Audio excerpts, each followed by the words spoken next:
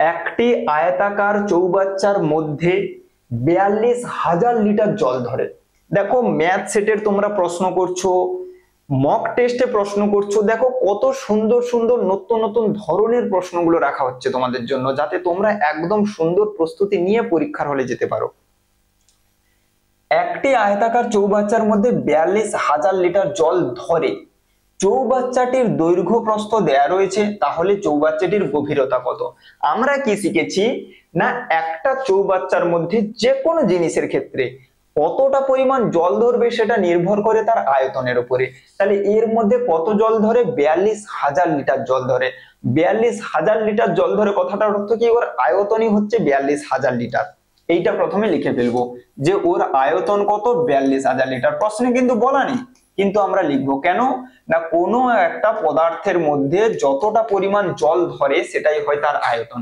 তাহলে ওর মধ্যে 42,000 লিটার জল ধরে, তাহলে ওটাই হচ্ছে তার আয়তন। এবারে এই লিটারকে আমি কি করব? মিটার করব, ঘন মিটার করব।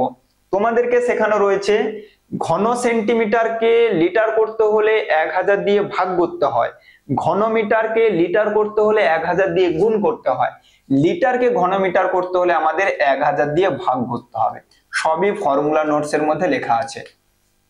তাহলে আয়তন আমাদের ছিল 42,000 লিটার, লিটারকে ঘন মিটার করতে হলে আমাদের কি করতে হয়? 1000 দিয়ে ভাগ করতে হয়, তাহলে আমাদের কত আসবে? 42 ঘন মিটার আসবে।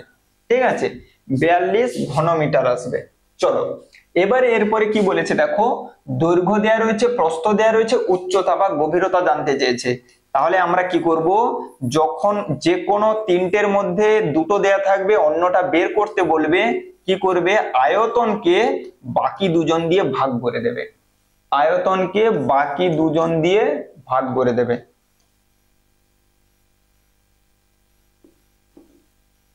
দৈর্ঘ্য আর হচ্ছে প্রস্থ। আয়তন বলেছে 42, দৈর্ঘ্য দেয়া রয়েছে 6, প্রস্থ দেয়া রয়েছে 3.5। তাহলে প্রথমে আমরা আয়তনটা বের করলাম 42 ঘন মিটার, গভীরতা জানতে চেয়েছে, আয়তনকে দৈর্ঘ্য প্রস্থ দিয়ে ভাগ করলেই তুমি উত্তর পেয়ে যাবে।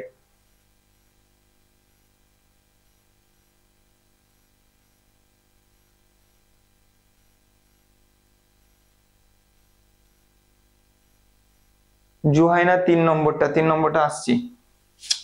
চলো এটা কাটাকাটি করলে 6 7 42, 7কে 3.2 দিয়ে ভাগ, 3.5 দিয়ে ভাগ করলে 2 মিটার আমাদের সঠিক উত্তর হয়ে যাবে।